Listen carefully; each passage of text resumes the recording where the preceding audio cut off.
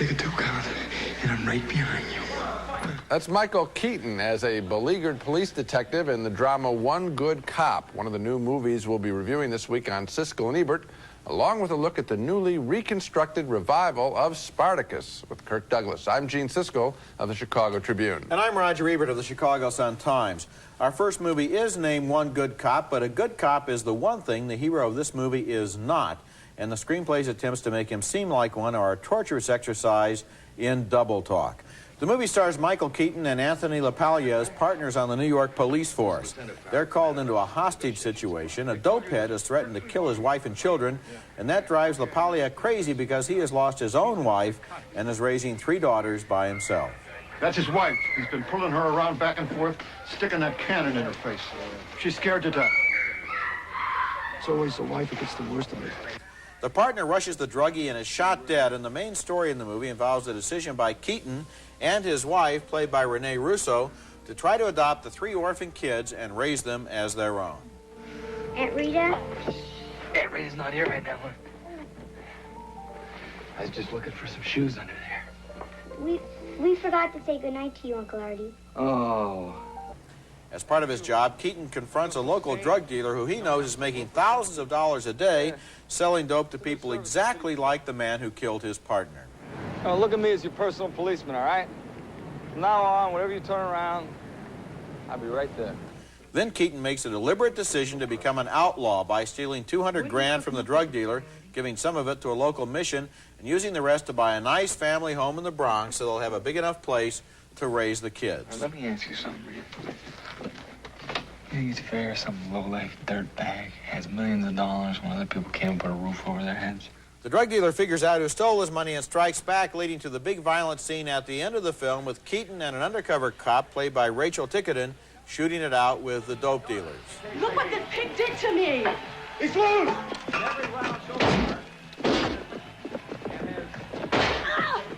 Now, even if I didn't object to the morality of One Good Cop, which I do, I still wouldn't be enthralled by this movie, which depends on surprise developments that we can see coming a mile away, and which has a lot of very complicated dialogue trying to justify the fact that this cop has broken the law.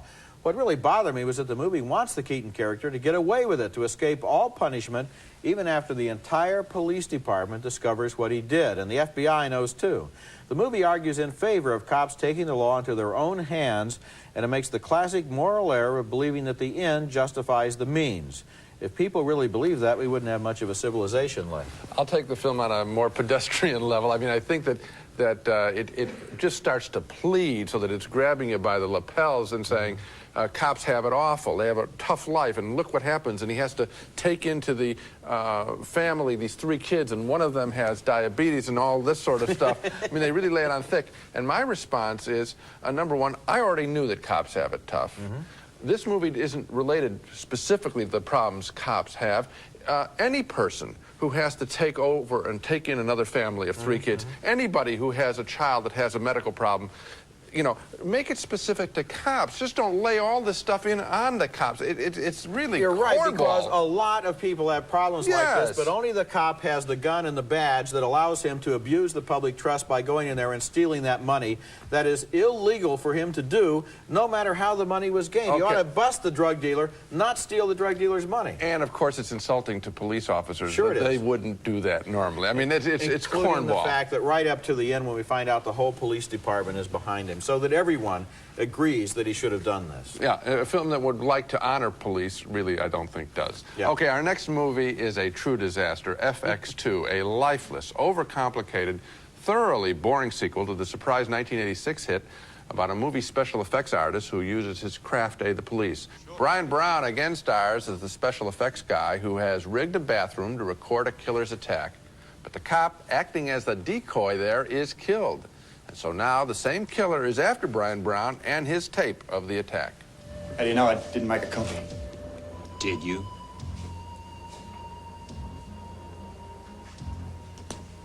No, I wish I had. Never fear, Brian Brown just happens to have a remote-controlled clown standing by, a ridiculous little bonus that is typical of this overstuffed movie.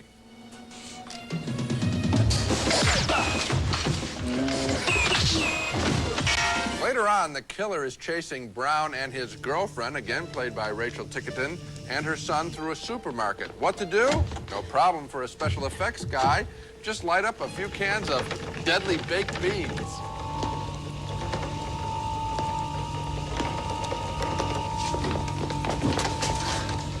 It's locked. Damn.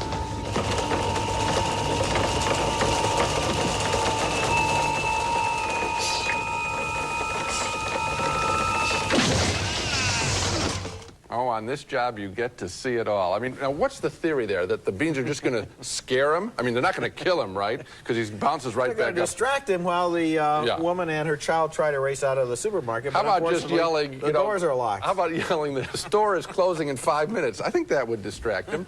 There is a plot, however, to this mess of special effects involving a crooked cop and some drug dealers, but ultimately what FX2 is about, as you can see from these clips, is deception of the characters and of us in the audience, so that the moment you think something has happened, it really hasn't.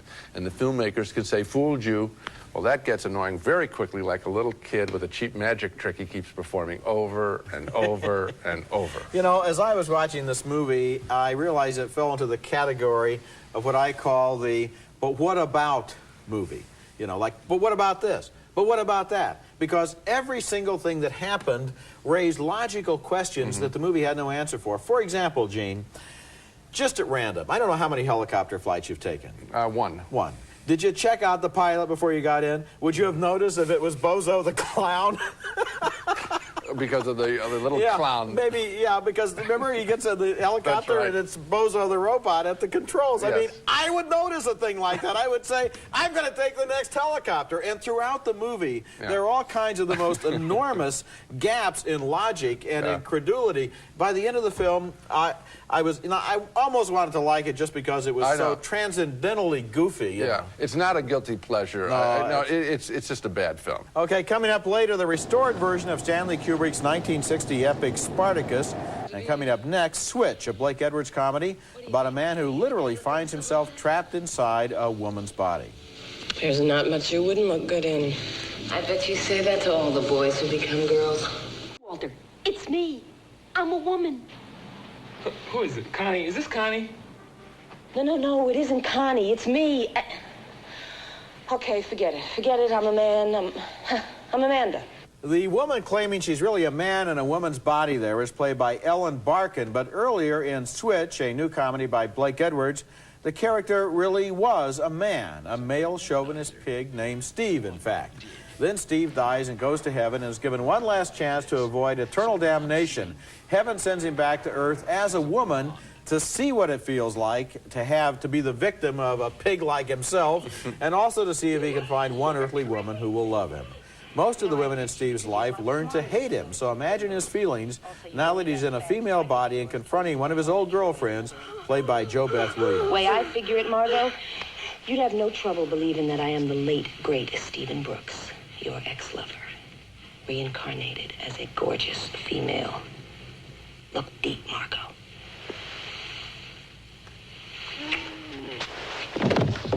Here's a really tricky scene. Barkin is drinking with Jimmy Smits, who was her best friend when she was a man. Well, to tell you the truth, I really want to go to bed with you. Oh, that's a hot news flash. Oh, bottom drawer. No, I looked there. The best scenes in the movie, like this one, are about the different body language and verbal styles of the two sexes. Can't think with all this hair. Beautiful hair. You know how long it takes to dry this hair? Get me my barber. Your barber? Barkin is good there. You know, a man really does take his coat off like that, and there's a lot to like in Switch, but not quite enough, I'm afraid, to recommend it. I did enjoy the performances, especially Barkin acting like a man trying to act like a woman. She was funny, even though the gags about the high-heeled shoes went on way too long. But what disappointed me was the reluctance of the filmmaker, Blake Edwards, to really push his premise to see how far it would go. He's always leading us up to a shocking or scandalous situation, only to weasel out of it. For example, when the former man makes love to his or her old pal, for example, Edwards is careful to explain that they were both drunk and didn't know what they were doing. But if a scene like that had been played straight, so that the former male inside a female body knows what he's doing, it could have had limitless complications, not only philosophically, but comically. Switch is a good idea, and I wish Edwards had gone all the way with it. Well, I would have liked that, too. I think that the film takes us up to those encounters, at which point we can race ahead in our minds and feel some of the conflicting things that are set up in a situation like that. So I don't think you're being a little too tough. The other thing is that I think Ellen Barkin's performance is not just good. I think it's really spectacular. You can't catch her acting falsely, except what she's required to do, and you're right about the shoes, where she's stumbling around. That is too much. I think this is on the level of Steve Martin's work in All of Me. Really, this is worthy of an Oscar nomination. I think the picture should be seen for what she does. And I got into some of the issues, even though, as you said, it could have gone tougher. Yeah, but he's always hedging his bets. For example, I wanted to see that stuff. I'm with you in that. There's the scene where the man inside the woman's body is approached by a lesbian. Right. But as his friend explains to him, the reason you weren't turned on is that you're homophobic. And so even though you always were attracted to this woman, now that you realize she's a lesbian, you can't... I know what you're saying. You know, and that isn't... you see, when you do that, it's an excuse to avoid what could have really come out of that situation involving sexual identity. I think, though, that the way you describe it, and you can even remember it, I think indicates that the issue was brought home to you. Not as fully as you want. I can remember it because the issue wasn't brought home to me. That's what I can remember. Coming up next, Spartacus, the 1960 epic winner of 4 Academy Awards. It's been restored, but is it worth seeing again? They will fight now for me, here, and to the death.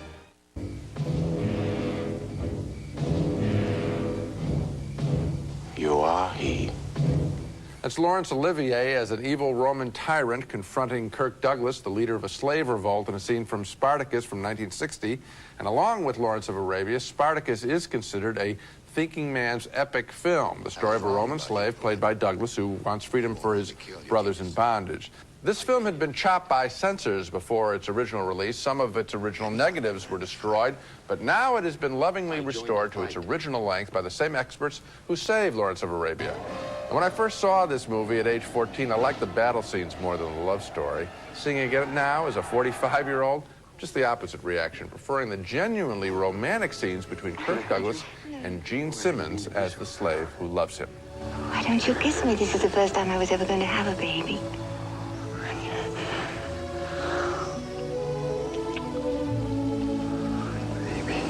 Composer Alex North has contributed a sweet melody for their love affair.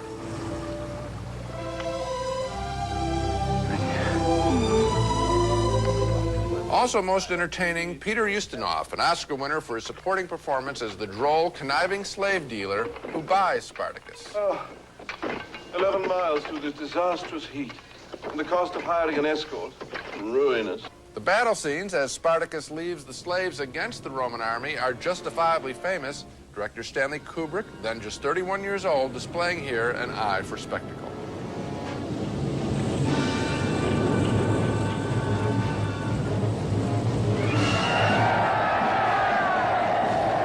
One controversial scene that was cut from the original release of the movie and is now restored is the infamous oysters and snails scene with the bisexual Roman nobleman Crassus, Laurence Olivier, inquiring about the sexual preferences of a slave played by Tony Curtis.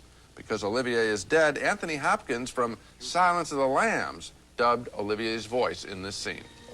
Do you eat oysters? When I have them, master. Do you eat snails? No, master. Do you consider the eating of oysters to be moral and the eating of snails to be immoral? No, master. Of course not. It is all a matter of taste, isn't it?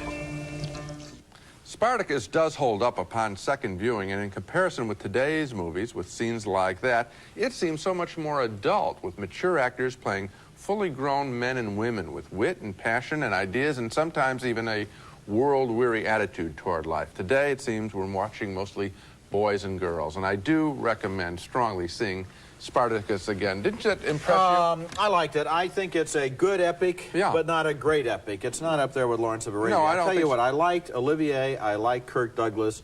I like Charles Lawton, and I really enjoy Peter Ustinov, who steals the movie just as he did 30 years ago. Every one of his scenes is a little jewel. The thing that I really liked, I think admired the most about this movie that you wouldn't find today is it doesn't end in total victory for Spartacus. It ends with the victory of his idea that slavery is wrong, and that's a bittersweet ending, and it's all the audience is going to get instead of the triumphant hero in a very simple-minded victory. I think there's another thing with the age. It seems, I'd have to go back and check it, but the age of the players and the way they carry themselves seems to be so much more adult than today. Today it would be cast with young, you know, it'd be young, vigorous Sylvester Stallone, Arnold Schwarzenegger, battle of death, and that sort of thing, and it would seem more of a kid show than an adult show. I was happy to see it again. When we come back, Drowning by Numbers, a very odd film by the director of The Cook, the Thief, his wife, and her lover. You're under investigation.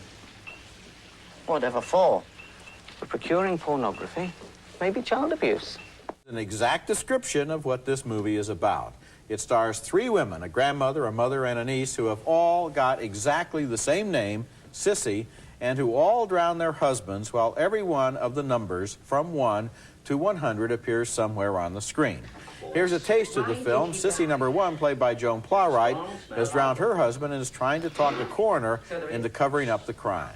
He drowned in his bath due to excessive drinking? Unlikely. Even in the most disadvantageous circumstances, human beings have an almost involuntary desire to stay alive. What's the answer, then? What's the reward? Reward? Yes. What do I get for writing out a death certificate that says death caused by drowning after heart attack? And here's a scene in which Sissy number 3, played by Jolie Richardson, runs into some carefully numbered dead cows.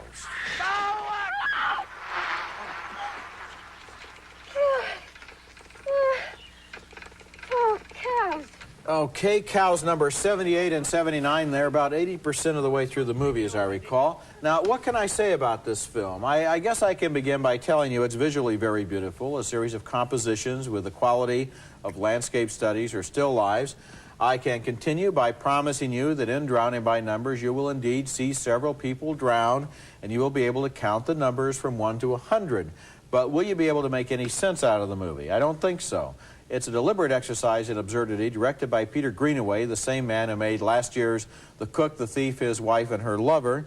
And I'm tempted almost to recommend the film simply because if you think you might find it intriguing, I don't want to discourage you, but to be honest, I personally didn't find it that intriguing, not after about number 44. You know, the numbers bothered me, too. At a certain point, they take over your ability to enjoy the movie on your own terms. It's like he keeps dictating, you know, a little gag every time. I think what the film is supposed to be about is somehow that how we can all survive in the face of constant death occurring. So you get that point, but then the numbers stick there, and I think it's a little bit of a one-joke picture. One of the things I would like to have would be a copy of the screenplay, because at the beginning when the girl is jumping rope and reciting that long poem, I would almost be willing to bet you that she describes every single one of the 100 scenes in the movie in her poem, and it's almost as if within the poem itself contains the key to everything else that happens, as if she's a magician somehow who wills it to happen. It's different, but not, I don't think, worth spending time with. Coming up next, our video pick of the week, another good movie with Ellen Barkin, one you probably haven't seen. In the comedy Switch, I've got another fine performance of hers on home video to recommend. This one, emotional miles apart from the comedy of Switch. It's a tough 1989 thriller called Johnny Handsome, directed by Walter Hill, with Mickey Rourke playing a deformed young criminal who tries to get the man who framed him after Rourke has his face reworked in prison. Barkin plays the evil girlfriend of the film's bad guy who won't let Mickey Rourke escape his past. She is pure evil in this film, deliciously so, and her increasing popularity now is another reason to recommend Johnny Handsome, a terrific, raunchy throwback to the tough B films of the 40s and one of the most underappreciated movies of recent years. You might want to check this one out on home video. Now let's recap the movies we reviewed on this show. 2 thumbs down for One Good Cop, with Michael Keaton in a totally misguided attempt to honor the tough work policemen do. 2 more thumbs down, way down, for FX2, a brainless sequel full of annoying gadgets. A split vote on Blake Edwards' Switch, the sex change comedy with Ellen Barkin. Roger wished that the film had gone farther in its sexual exploration. I thought that Barkin's performance was more than enough to recommend the movie. We both recommend you take another look, however, at Spartacus, the Roman slave epic that has been restored. It's opening at theaters around the country. And 2 thumbs down for Peter Greenaway's Drowning by Numbers, a film that is more cute than compelling. So I like Spartacus and Switch. Spartacus and Citizen Kane are both playing around the country right now. 2 real good revivals. That's it for this week. Next week we'll be back with reviews of Backdraft with Kurt Russell and Robert De Niro as big city firefighters, and Madonna, Truth or Dare, the controversial film of Madonna's Blonde Ambition concert tour. That's next week, and until then, the balcony is closed.